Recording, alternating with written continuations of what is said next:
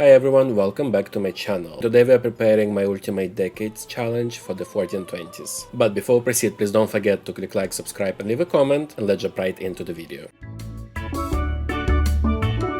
So I'm guessing the most important this decade is we now know when Aldos will be dying, because he did his last rolls this decade. So Aldos is dying in 1430, so basically at the start of the next decade. And the Walter, his eldest son, will not be the heir yet. The problem with Walter is rolling to be adult in 1423 and he might die. In this case, he currently has two sons, Lawrence and Edmund. Well, in case he dies, one of them will be the next heir, and I never had a child heir yet, so that's a little bit crazy to think about, but I hope Walter lives and gets to be the heir. Main household got an update this decade as well. We now have this gorgeous bedroom upstairs. I mostly used Realm of Magic since Walter is a magic sim, and so far all of his 4 children are also magic sims, or maybe 3 of them are. But yes, basically has just a bedroom with some clutter around. Our amazing Easter eggs collection is here as well. Then here we have a little nook for the newborns, and here we have the bathroom, but it doesn't have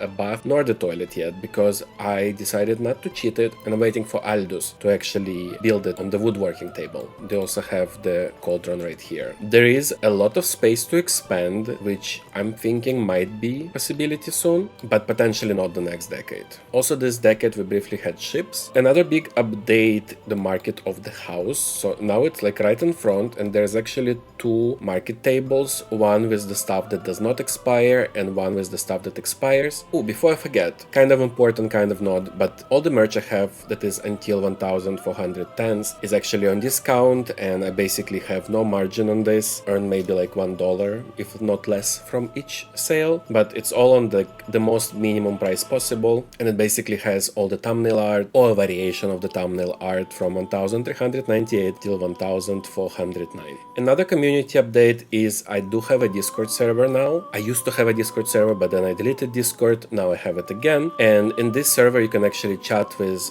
classic Sims for Townies like Nina Caliente, Dina Caliente, the Goth family, Pancakes, and so on and so forth, but also you can chat with Aldos and in future with Walter. And they just in generally also participate in whatever conversation we are having on the Discord, so if you're a Discord user, feel free to join. Starting next decade, we're actually gonna expand this area of Oasis Springs. It's called Mirage Canyon, but actually in my gameplay it will be known as Greece.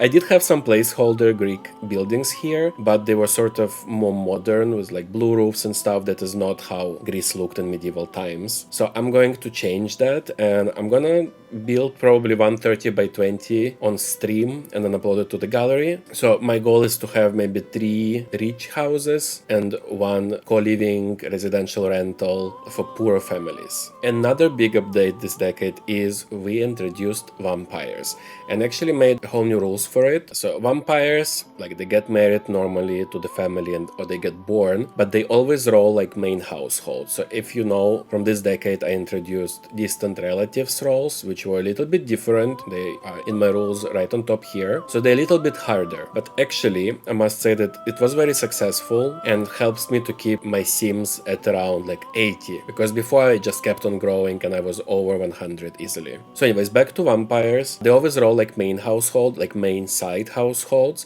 but they also roll a D10 for additional years starting young adult stage. So they grow like normal sims until they become young adults. And another thing, vampires never age starting young adults. So in sims, even though in the spreadsheets they go to adult part 2, they actually don't age in the sims itself. And also for easier management of the spreadsheet, I highlight them all in red. From 1420s, I'm also adding a different aging balance in the sims.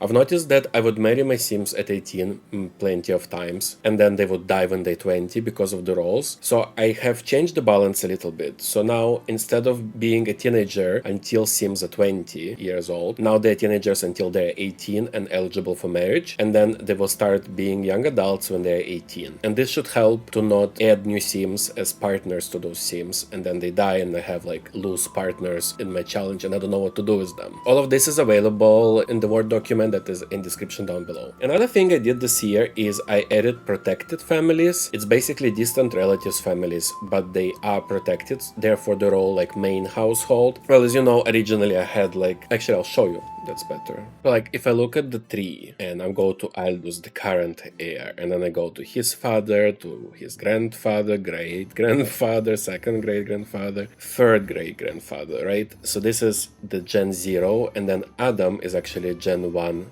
family that we played with.